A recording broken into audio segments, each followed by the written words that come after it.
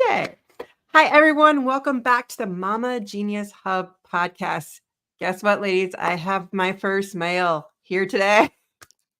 I think he's been my first male a couple different times when we did something else as well.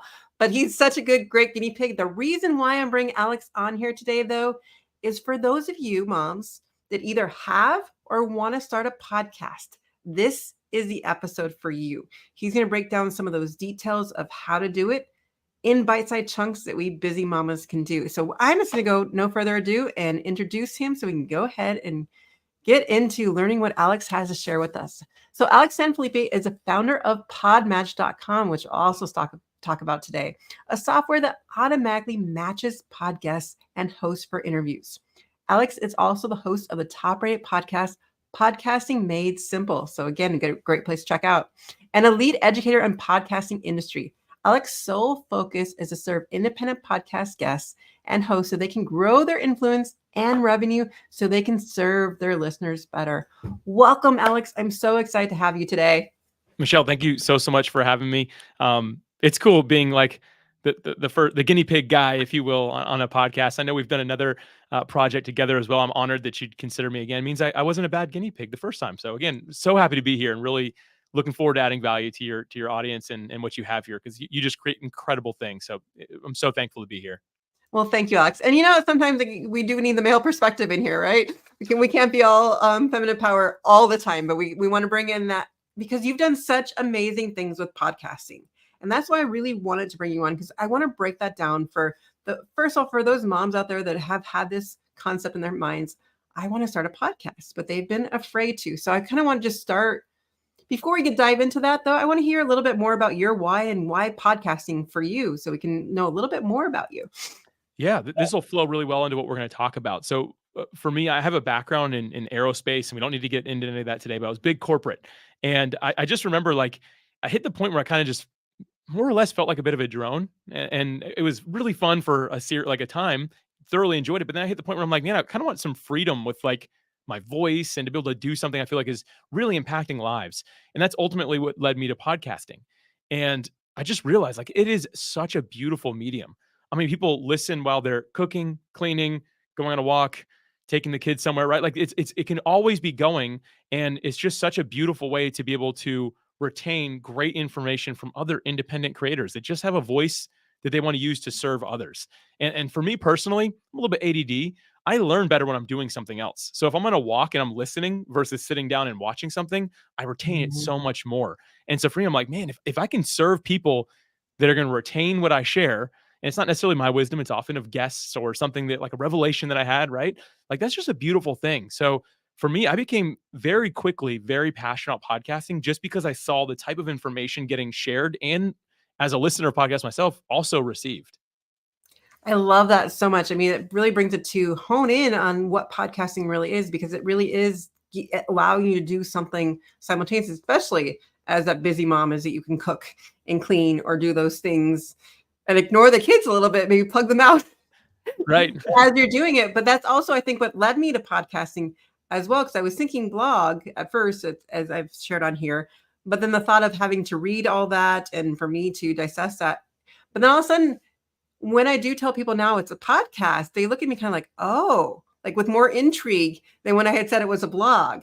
And I find that fascinating. But at the same time, I think it makes it more mysterious in how this actually is created, which is why I brought you on to break that down for us, because it's not, let's take the mystique away to show how practical. We need more podcasts out there so we have more people listening. Yeah. The first thing I'll share real quick here before we even get into that, and I'll let you jump into some questions here, but I recently listened to one of your episodes with Ren Roberts, and I wrote down the date because I wanted to remember it. I encourage everyone, if you've not heard this episode, it's titled Raising Financially Free Families, Insights for Busy Moms. And again, it was with Ren Roberts, and it aired on 1/9/2024. And she said that perfect is not optimal. It's getting it out there and getting it started that matters most. And that totally applies to podcasting. What anyone hearing this, what I don't want you to immediately think of is the biggest podcast you've heard. Don't compare your day one to someone else's year 20 or your day one to a production company that spends $10,000 per episode, right? That's not what we're going to be doing. And going back to what I originally said, it's about independent voices serving other independent voices. your voice is needed in this space. So I want to remind you, like, it's not about making it perfect or comparing it to these other things. It's about what you can do to serve in the way that you know you can serve. And there's easy ways to do that. And we'll get into that today. Oh, I'm so excited. So yeah, so let's just dive right in because we've put people in suspense long enough. But let's just start with, so let's picture a busy mom who just has always had this dream of starting a podcast. Where would they start? Yeah. So the first thing with a podcast, the first question I always get is, how do I get this on Apple and Spotify and Amazon? The answer is you don't. And that sounds really weird, but it's a lot easier than that. What you do is you sign up with something called a hosting provider, which is basically the company that manages your media files. So literally your MP3s or whatever it is that you're recording, right? You upload it to them and they distribute it for you. It's called syndication. So they send it to Apple, they send it to Spotify, and literally thousands of other places. So you never have to touch it. And so already the majority of the questions, people are like, oh, I don't have to upload to all those places.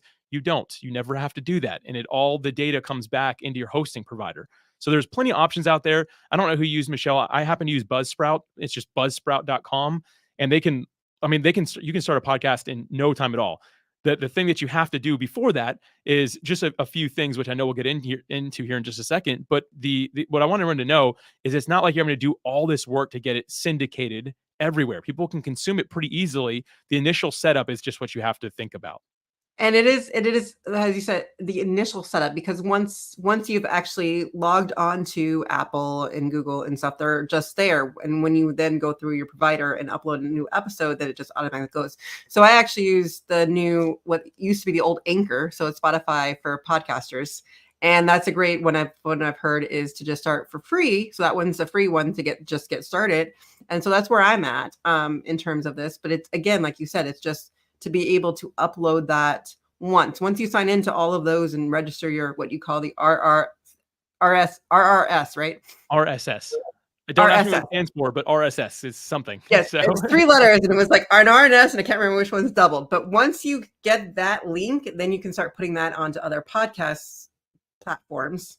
But you only do it once. Once you registered with one. Once they have your feed, every time you put something onto that feed, then it updates. The other beautiful thing is you can schedule out in advance. So like for me, the next 13 weeks as I'm recording this on my podcast are completely finished. So if I don't do anything for 13 weeks, every Tuesday at 6 a.m., a podcast episode is coming out for the next 13 weeks. So I'm able to schedule it. And then again, automatically goes everywhere. And it's funny when I explain this to people, Michelle, they're already like, oh, well, this sounds much easier than I was thinking.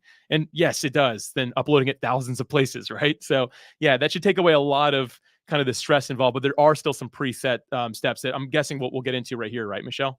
Go for it. We'll just lead right into it. Yeah. So there's a few things you need to start a podcast, and there are plenty of guides. If you just Google how to start a podcast, and because you're like maybe struggling with the technical stuff, it's very easy. Again, I use Buzzsprout. They now actually, Michelle, have a free 90-day plan, and then it moves into charging. But Anchor probably has, or Spotify for podcasts that now are known, probably has something similar where you can just type in how to start a podcast, Spotify.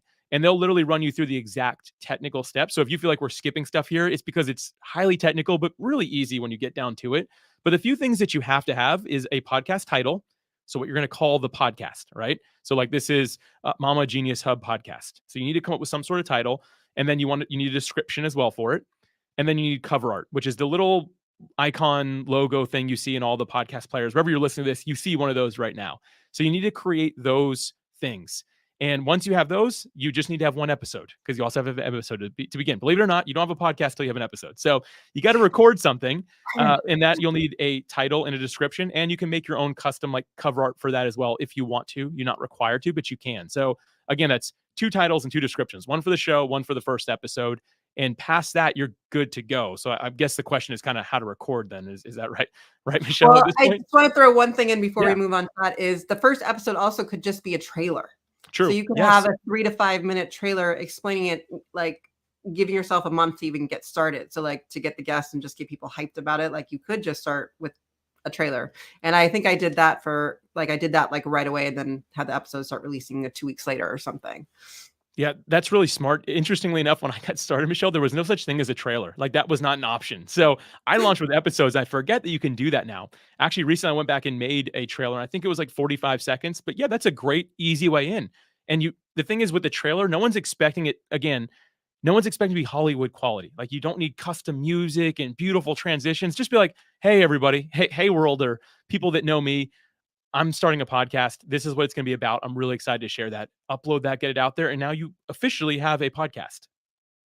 I think before we get into the more technical, I think what it really comes down to is the heart of the messaging. Because as you were saying, is say, hey, world, what do you actually want to say to the world? Yeah. And if you have something inside you, that is the reason to start. That's why we're having this conversation, because we need your message out there, your heart in this world. The more heart we have in this world, the better. So that was just a side note to get back to the technical. Yeah, well, really, I think that's important to dive into, Michelle. If I can continue off that, you just brought up, like, in my mind, the most important thing of podcasting.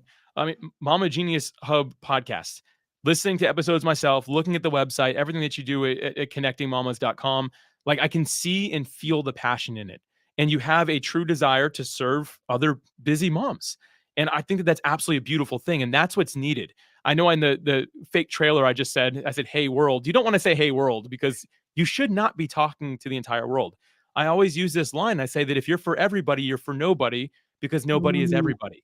So you don't even want to try to do that. And again, if we compare ourselves to the biggest podcasters out there, we're like, oh, I got to serve millions. The truth is, you don't. What if you can just serve your local community even, or your neighborhood?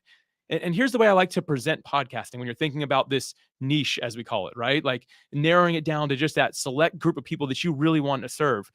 Think about them as people sitting in seats listening to you, not as social media followers or anything like that. And that has a power of its own, of course. I'm not dogging that in any way, but there's something different about podcasting. You have someone's undivided attention for as long as, well, not undivided. They're maybe cooking, cleaning, right? But they're retaining, they're listening, but for as long as it is that you're talking that episode. And that, to me, is as powerful as people sitting in seats. Because many people are like, Alex, well, I think I'm going to quit my podcast because only 50 people are listening. I'm like, man, if there was a room with 50 people sitting in it, waiting for you to get on stage, would you not go on stage? People are always like, oh, yeah, I would. I'm like, don't view it any different than that. If you're serving those 50 people and changing their lives, that's where it's at. So let's just rewind this whole thing. A pre-step that Michelle just kind of brought up is sit down and really get serious with why you want to start a podcast. Why is it that you want to do this? Who is it going to serve? And what is your voice going to do to really impact and make their lives better? And Michelle, thank you for bringing that up, because I think that point is just so much more important than all the rest is, because if we don't have that, I don't know if it's really worth doing anyway. Well, it's so true, because I mean, you will get into the technical stuff, and oh my God, there's days I just want to pull my hair out and like, what the heck is the RSS feed and all these things that come up in it. But when you have that passion or that message behind it, that's more important than your frustration. I think that's what it comes down to. And I know, being a busy mom, those of you out there, you also have so much more going on. But at the same time, at least for me, and so I know as others out there feel that way, is that you do want to serve in some other way. And so why with Alex, I brought in to show that there are small steps that, as a busy mom, we can still take in a way to get that message out there to those 50 people or 1,000 people or however many eventually listen to the podcast. But you're going to reach so many more. And the steps that we're going to talk more about are going to be bite-sized pieces so that you, as a busy mom, can still get that message out there. That's so good. Yeah, I mean, I don't even have anything to add to that. That's beautiful, Michelle. It's good. I'm excited to be here. Let's dive in, and then so we got the RSS.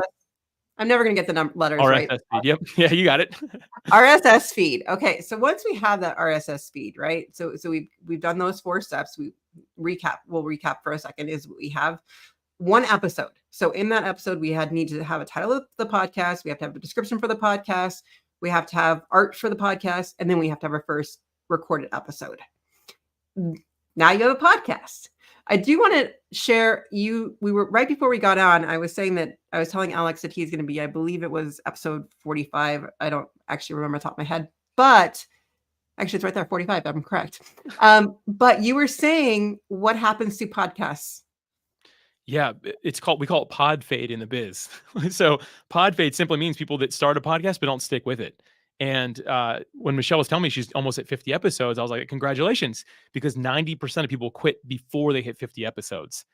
I personally have found that there's not a lot of meaningful traction that happens before 50 episodes or sometimes even 100, depending on like, again, your niche, the area you're focused. I mean, this podcast would be a huge exception to that. But in general, people, it takes them that long to find their voice, to figure out who they're really serving. And so I always tell people, I'm like, don't give up too soon. And 90% of people give up before even that 1 year mark. If they're doing one episode a week, that is, right? 50 would be about a year. And so, yeah, it's one of those things that people think there's a ton of podcasts out there. Some people are like, oh, well, I don't need to start one because there's already like 3 million podcasts, according to Apple at time of recording this. But the reality is at any given time, there's not more than 400,000 shows that are active. And there hasn't been since 2020. At that point, there was a slight spike, but since then it stayed about the same. And that just goes to show if you're just willing to stick the course, thinking again, I'm adding value, I'm serving somebody, this is worth it, and you can stick with it, eventually the results start to happen. From your experience, and I mean, you've been working with a lot of podcasters, what do you think are the biggest things that get people in ways to keep it going? Well, first off, I think that we bite off more than we can chew. So our vision for it is like, I'm going to be the next Joe Rogan, right? Or Masters of Scale, or like this next NPR show and stuff like that. I'm like, man, you got to remember all those shows. Some of them have 20, 30 people working on one episode and it's their full-time job. Like, no, not trying to be rude, but how are you going to get there, right? Like, what's the plan? And so for many people, I think that the reason they don't get there is they have this expectation of, I'm going to become this really fast. And the truth is, I always say podcasting is like taking the stairs, not the elevator. It takes time, takes energy, takes effort. But I'll tell you what, you're stronger for doing it, right? And stronger than the person who just rode the elevator up. And so it's going to take time. And I think a lot of people have this false expectation they're going to get there. And again, biting off more than we can chew. If you're listening to this and you're a busy mom, let's just imagine you have 15 minutes at any given time during the day, right? Like, let's just imagine all you have. Don't plan on recording an hour-long podcast episode every week, because that's just not realistic to keep up with. If you tell me you only have 15 minutes at a time to do this, you have to come up with a different strategy. So for me, it's all about proper expectation and developing some sort of strategy for how you believe you're going to execute this for a long-term period of time. I love that. And actually, as you brought the 15 minutes, it actually light bulb just went off in my head is for some of those out there, it doesn't always have to be interview style. A lot of times the interviews seem to be 30 to 40 minutes, but a lot of the solo episodes, if you're getting your message out there, could be 10 to 20 minutes. So then you could record an episode in that 15-minute chunk, but it would just be a different format. So it's just, that's what this kind of episode is about, just the different possibilities of what you can do as that busy mom. Now, I do want to caveat just for a second, because you brought that up about how most podcasters don't go to being the big charts. So how did your podcast go to being the big charts in 8 weeks? Yeah. So, well, I've had a number of podcasts. It's funny, my first one, although it wasn't really on the top charts, it was in like a busier, I don't know what to call it other than like a more saturated, network or a category, I guess. It didn't do as well, but my first like real podcast was called Good Christian Podcast. I happen to follow Jesus, just what I believe. And that podcast, the tagline was, we're not saying we're always good Christians, but this is always a good podcast for Christians to listen to. Bite-sized advice. My episodes were about 15 minutes each. And I recorded one a month because that's all I could commit to. When I thought about 4 years, because that's what I committed to doing, I could do one podcast a month. And 15 minutes, I talked into my phone to record them. I did everything from my phone. That's all I could do at that point in my life. I had a big corporate job, but I knew I wanted to share this. And once a month on a Saturday, I could commit to it. And what I did is I recorded it sitting on my couch, 15 minutes, and then I immediately went for a walk. It's about a 20-minute walk to do some quick editing, and I could do it all from my phone. And most of that stuff can happen through a lot of these apps these days. You can do most of it. It's even easier now than it was then. But then I'd publish it, or I'd usually schedule it for the next week. I try to always have it like a week early just in case and stuff like that. But that podcast did extremely well. For a while, that may still today be like the biggest show I've ever had. Even though like it was part of a blog and all that sold, so that's gone from me. But that's what I was doing. And so the next podcast after that one, I kind of knew the success system. So it was called Creating a Brand. Now my show is called Podcasting Made Simple. You can kind of see the evolution of what I've done, right? But Creating a Brand was about the art of creating a brand, how to leave a 9-to-5 job to become a full-time entrepreneur. It was like what I was exploring. That was an interview style show. And I don't have any like super secret sauce. It's hard to do. Everything I'm about to share with you is actually really easy. What I did is I planned the release. There was no the trailer episode. So it came out my first episode, but I strategically planned as soon as that launched, I wrote up a text message that I was going to send to everybody I knew. or had any sort of like, I guess, social capital with, right? So people that like actually knew who I was and be like, who's this? Right? Like all my friends, all my family. And what I did is I texted them a link to the very first episode. So right when it came out, same day, a couple hours later, I said, hey, want to let you know I just launched a podcast, super nervous about it. Would you please do me the honor of listening to this and let me know what you think? And if you enjoy it, can you share it with 3 people and then ask them to do the same? So I asked them to share it love and that. ask other people to do the same with sharing it. I'm telling you, if you're in like a niche community, which I was at that point, especially doing that, I mean, it exponentially went everywhere. My first episode had thousands and thousands of downloads. And the next day, even more. Like it just like took off. And so I didn't do anything super secret. I just asked people, hey, would you share this? And then when I shared it on social media, I shared it in a very authentic way. Like I didn't make up some fancy graphic. I just shared me editing on a screen and was like, I've been working for weeks in the background getting this thing launched. It'd mean the world if you go check it out. And I think that that did so much better than new podcast launched today, right? Like, because we've all seen that, but you haven't seen the guy who's like, oh, who's this? This is an aerospace guy. He works a 9-to-5 job. Talking about being an entrepreneur. What is this, right? And between those two things, being very authentic, just direct outreach, my show very quickly took off. And a lot of those people tell me they still listen to those episodes on repeat. So creating a brand is on my Podcasting Made Simple feed. The first 158 episodes are still there, and people tell me they still go back and listen to them. But yeah, it landed. I guess it was Apple Podcast. At that point was the big one, and it landed some really great spots. Getting promoted by them for 8 weeks straight. New and noteworthy show is what they called it, and it just did really well. Wow. I was thinking back to when I was launching my podcast, and I didn't actually, I love how you did that with the first episode. What I was doing is I actually did have a launch party online. And so I can remember actually sitting at my daughter's swim meet, because like you sit there and like there's just hours in between the Right. 1-2 minute race you got to watch. And so I was actually sending Facebook messages but then I guess with Facebook messages, you got to be careful, because all of a sudden, if you get to your 50, which I forgot about, I was already spamming people, and I got locked out of my phone trying to ask people to come to the launch party. Oh no. So beware of the Facebook. The text messaging might be, but some of the text messaging is if you just copy and paste, you might want to vary the messaging a little bit as you send it out to people, because it can look spammy. What I did is I basically said, I had a little piece I copy pasted at the start. I said like, hey, Michelle, hope you're doing well. Really enjoyed recording with you last week. And then after that said, hey, just launched a podcast. Here's a link. And so I kind of like started off personalized. And yes, I'll admit it took me about 2 hours to go through my phone, but it was 2 hours very well spent. I planned for it. I did it all in one sitting, which is what I planned to do, but you don't have to. I could have done that over a 4-day period, right? I could have done 15-minute chunks every day and just kept track of who I had texted versus not. That probably would have been smarter to do, but here we are.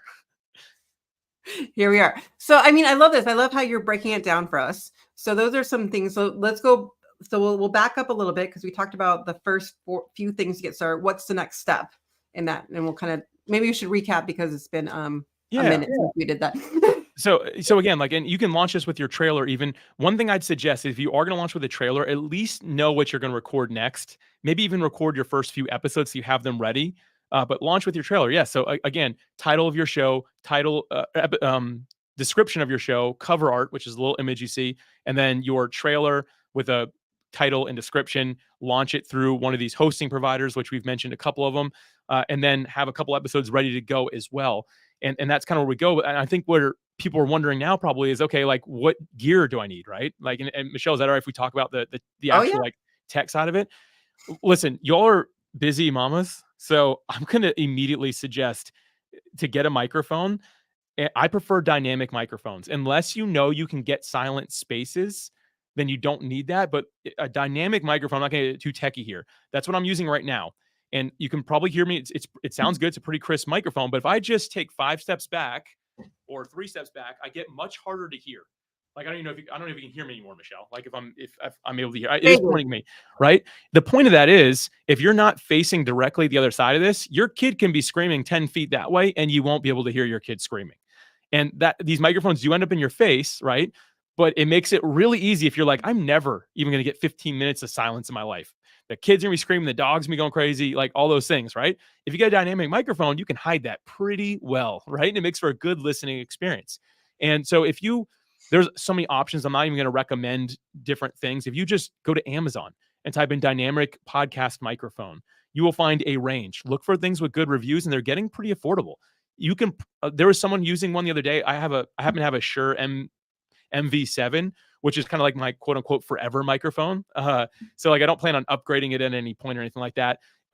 But really, I heard somebody last week and they had a microphone, a dynamic podcast microphone that they spent, I think, $35 on. They said, I honestly think it sounded just as good as this. You're paying for the brand when you go with something like this. So I don't feel like you have to go top end.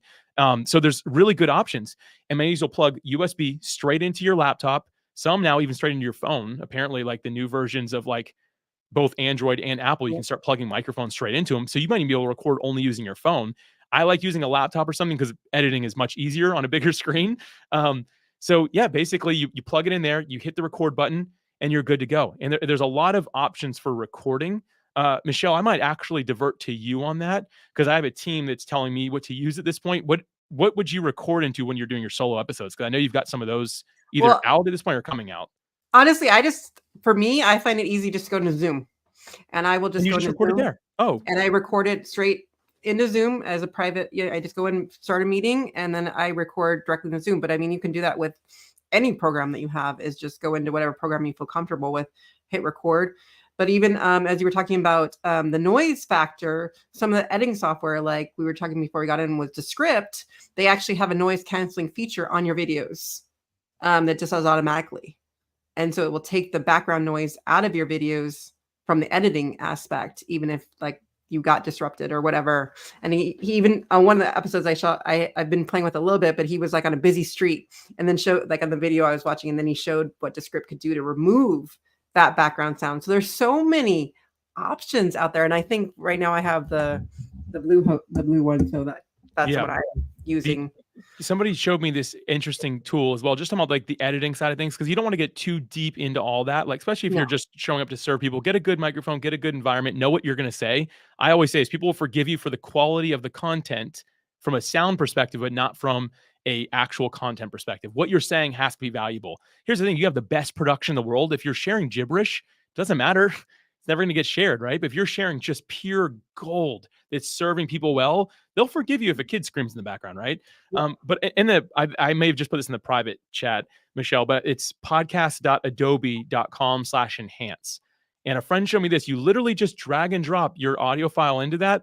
And I listened to what it did to somebody's audio, like without you touching anything. It just spits it right back out. It sounded incredible, like studio quality. They don't want to log in or anything. You literally upload it and then it downloads.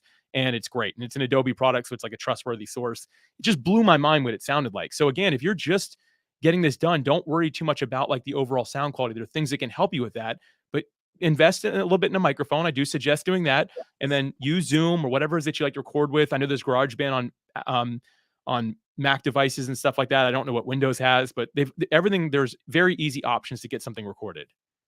And again, that's video. And like you were saying, if you just want to get started, you can also just record on your phone audio. It doesn't have to be a video, because you don't have to put it onto YouTube. You don't have to do that yet. You could just go directly to the podcasting feeds and have that. So that's why there's so many different options. And if you do that, you could just do that directly into your phone and upload it. And I believe even in like Spotify for podcasters, they have a recording button in there for the audio.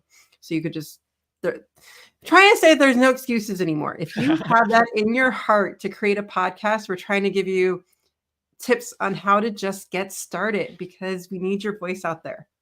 Your voice is worthy of getting out there, and we want to hear it. And that's what this is all about. I think that's what really it comes down to is it's not even the technical stuff. It's just no one wants to listen to what I have to say, because I know I felt that way. I'm guessing you felt that way as well. I still feel that way sometimes, but I know that's my internal voice lying to me, because it's not true. And it's not true for you either, Michelle. And you know that. And anybody who's listening to this and you're having that doubt, you know that's not true. That's just the pace of the world and our minds, unfortunately, to go to the negative. But the truth is, like Michelle said, like someone needs what you're sharing. And the beauty of podcasting, there is no right or wrong way to do it. You don't need an introduction. Like there don't need to be some long fancy intro. You don't need guests. You can just do it alone. If you're like, I've only got 15 minutes a day, it's all I can do.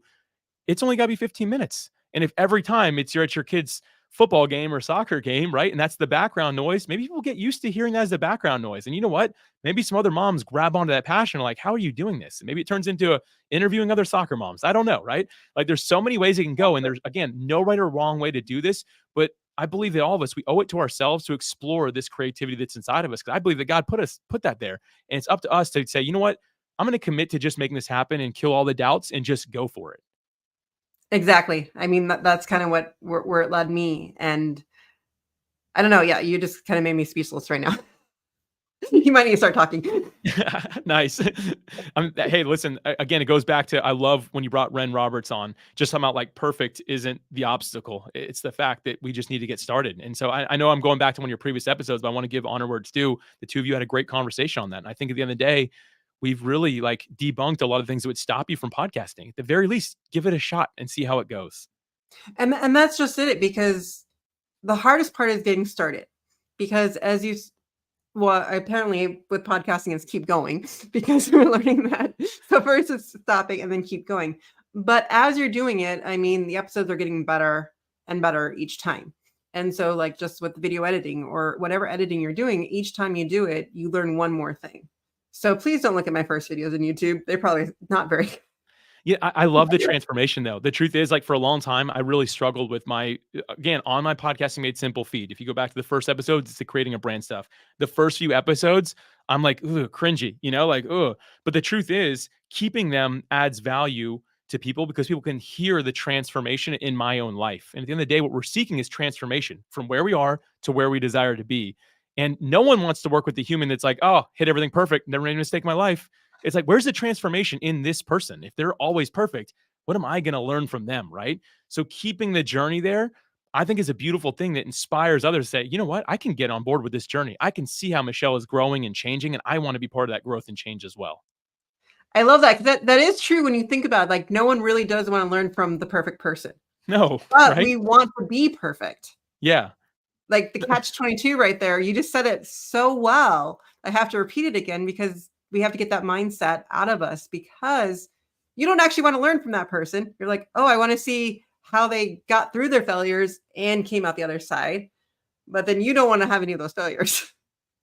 The best And way I can paint a picture of this, and this really goes well with podcasting, because I believe this is what podcasting does. Let's imagine that we're all on a hiking journey, right?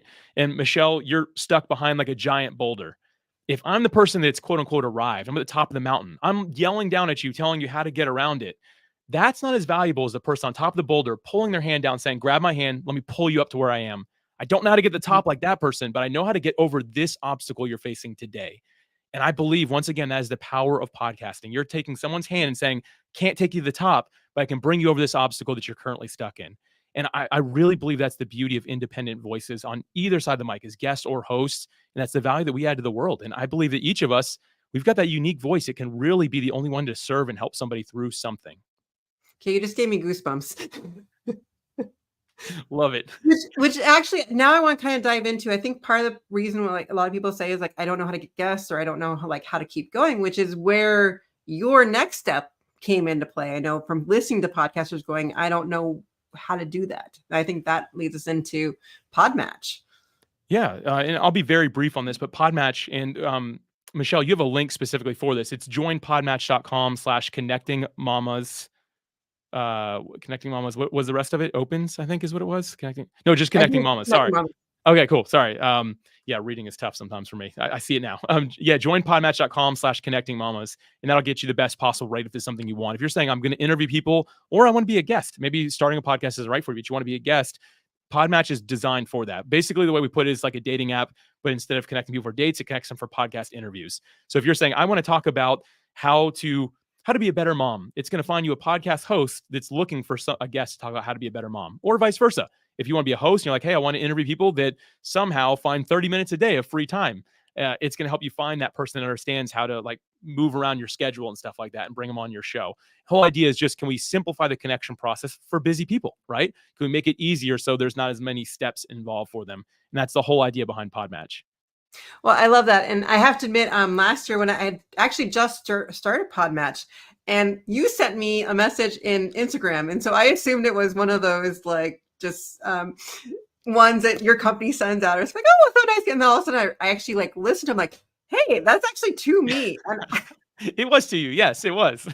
But I love how you put the personal touch on that and actually that really helped me in that moment get a little bit more confidence. And I think that's what this is all about, is when we're finding those hosts and those guests, is like, if you're not ready to start the hosting yet, maybe just being a guest on some people's podcasts to see if this talking thing is for you. Yeah. It really is a great place to start. To me, there's nothing more powerful than having your own show, but a close second is being a guest on shows. And that is a great kind of like a gateway into it to see if you actually like it. Because for all you know, you could do one and be like, this is the worst thing ever, I'm out, right? It's easier to find out on that side of the mic. But again, if you show up and add value, I think you're going to love it. I think so too. One of my other friends, she does Play Big Fast podcast, and she's actually one of your top people right now on there. But we've been talking about how much, just from doing the podcasting, just the conversations, the people you meet, and just what it does for you personally is, I think, what it does. But then the audience gets to listen to it as well. But that's why this is geared to those of you who are thinking, I've kind of always thought about a podcast. This is your little push. Yeah, this is it. You can do it. And we need more. I mean, we need the conversations about motherhood. We need the conversations. I mean, even I'm going to throw you under the bus right now, but menopause and all the things that we as women go through in the midst of motherhood. We need all those conversations going on. And this is your avenue to help start that. So if this is your calling, join us. I agree. So we've given you a couple ways of doing that today. Alex kind of broke down like how to do your RSS. Once you get that, then you're golden, right? Then you can be putting that onto a podcast. And again, like Spotify podcast, it has 8 just places that you just log in and start doing that once you've got that feed. That's the technical part. But again, if this is your calling, your heart's there. Open your heart and figure out what is your messaging. And that's what this really is about. That's the heart of podcasting. And then to keep your podcasting going, you want to join Alex's group of Podmatch, right? Because it really opens up that avenue of finding new people, especially if you're nervous and unsure and lacking time. What can we add into that, Alex? What am I missing? No, I think that's it. Join podmatch.com/connectingmamas if that's for you. Beyond that, I'm always very accessible and easy to reach out. Podmatch.com literally has like, if you reach out, you're going to get me. Like Michelle said, like when she saw that message, it was from me, because that's kind of how I like to do business. So if I can be of service, let me know. But Michelle, I mean, you do incredible things here, and you've had like such a great lineup on the show already. I believe the next 45 or 55 episodes leading up to 100 can be even better than this. But yeah, taking people places. Keep it up. Well, I am going to put you, I'm going to, we normally do our 5 questions at the end of the show. Mm-hmm. I have tailored them a little bit for Alex. So we're going to dive just straight into them. I took all the mama parts. I've heard the questions before, and I was like thinking, I'm like, are these going to apply to me? So thank you for tweaking them a little bit. But we're just going to start with, what is one of your favorite books or resources that has had a significant impact on your personal journey? Yeah. The answer I'm not allowed to give is the Bible, because I can remember Sunday school days. Like, you can't say that. So I will, that is the single most impactful book of my life, but I'll push that aside, because again, go back to my Sunday school days, I wasn't allowed to say that one. The next one is actually a book called High Performance Habits by Brendan Burchard. High Performance Habits by Brendan Burchard. I really loved his whole idea of courage, which I think really applies well here today. And at the end of the day, to boil it down, one of the high performance habits that we need if we want to like really achieve the most is courage. And courage simply means being afraid than doing what you have to do anyway, which I'll just leave it there, because I think that really relates well to what we're saying here. That's the key I was missing in my life and in my journey. And once I got that, things really opened up for me.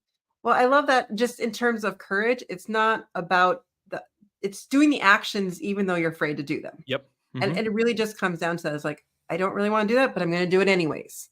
And that's really the courage. It's not like that, like, oh, I'm going to be able to do this. It's still doing it even though you're scared. Yeah. And it's going to be that way. I actually have that book sitting right over there too. Oh, that's amazing. I love it. I knew I liked you. I went to his birthday. I had the four days live with him. How cool. I've never done that. That's amazing. I'm jealous. That's so cool. Actually, that's how I met Cherie, which is the Play Big Fast podcast. Okay, nice. There. So it all comes full circle, right? When we're in this. So number 2 for you, and this I think we've already talked to a little bit, is what are the ways you're able to connect and make new connections through your work, which you reached out to me. Yeah. So like Podmatch is my community. That's everything I do, right? There's a lot of people on the platform, but I live by this philosophy of doing for one what you wish you could do for all. The day I reached out to you, Michelle, I probably only reached out to you, maybe one other person. And I wish I could have reached out to the tens of thousands of people who use our software, but that's just not realistic. So I found somebody that just I felt like a connection with, for lack of a better term. I was like, I'm reaching out to Michelle today. That's who I'm going to reach out to. I'd love to be able to, again, reach out to tens of thousands of people every day. It just doesn't work like that. So I live by this mentality of if I can connect with one person and really just give my all to them, I'm going to pretend like that's what I'm doing for everybody. And once doing that once or twice a day, it does add up over time. It does create a lot of great connections. So I am always thinking, who's the one person I can connect with today? I love that. I'm gonna start using that question in my head as well. I mean, I've been using it, but it's like just redefining it and putting Yeah. it into perspective for you moms out there. Who can I connect with today? I love that. Number 3, we're leaving normal for you. Thank It you. applies to you. But we're again opening up that conversation because I swear I still am in the habit of asking the question, how are you? And the response is, I'm busy. And it's still automatic out of my mouth as I'm trying to reframe asking someone, how are you? And it's just like, why does it keep coming out? But how would you help to redefine that? Because we're trying to change that because I think we do that to ourselves by the words we choose. The quality of the response is warranted by the question. And I've always found it to be true. So when you say, how are you? Our default mode for everybody in today's world is busy, right? That's what they say. But if you ask them a different question, you'll get a different answer.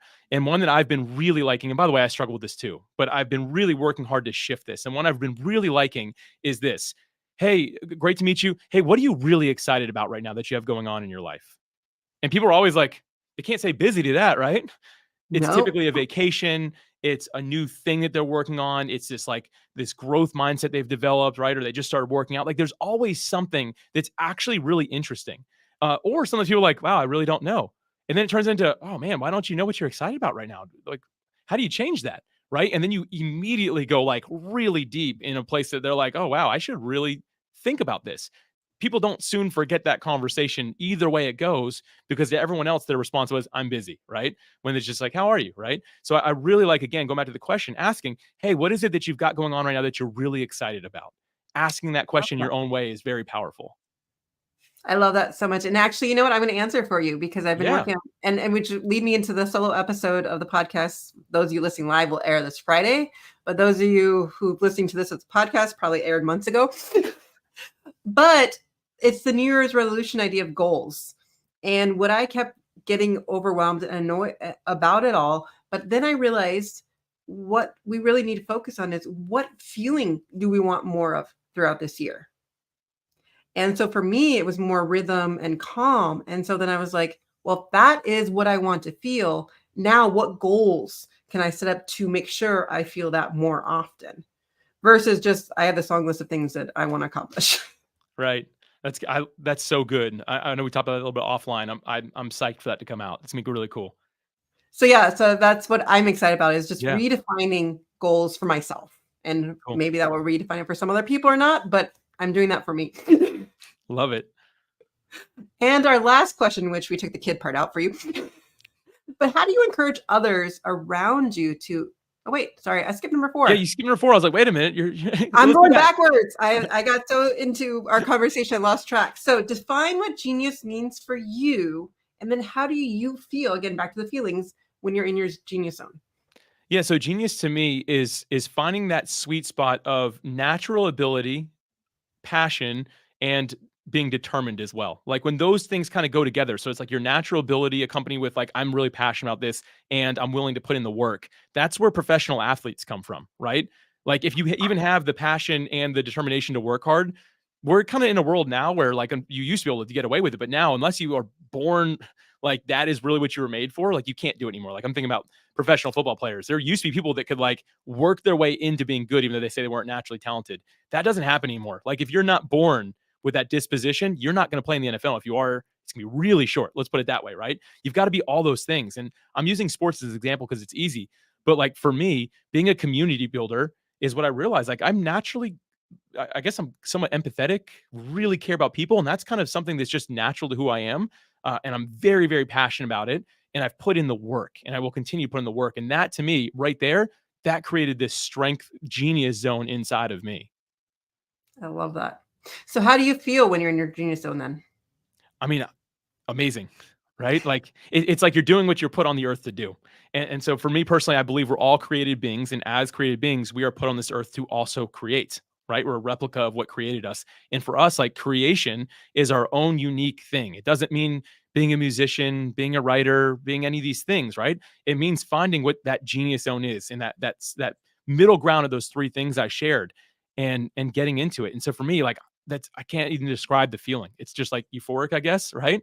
And it's just a Yep. beautiful thing. And anytime I can find a way to encourage that in others, man, what an amazing thing. And the way that I've really learned to do that is calling out the strength when I see it. You'd be shocked at how few people realize what they're actually good at. And when you say, hey, Mm. listen, Michelle, I want to mention you're a fantastic interviewer. I can tell you put in the prep work and you are really good at this. And I firmly mean that. I've said that people are like, really? And you're like, yeah, for sure. And we don't call it out because we just assume people know who they are. But the reality is that doesn't happen. I remember the first time someone told me I was a visionary. Someone's like, man, Alex, you're such a great visionary leader. I was like, what does that even mean? They're like, you're great at casting vision. People want to follow it. And I was like, oh. And I dove into that. I started getting promoted at work because I just never realized about myself. And so encouraging others in what you see that they're naturally good at can really be the thing that sets it off for them because they may not even be able to realize it on their own.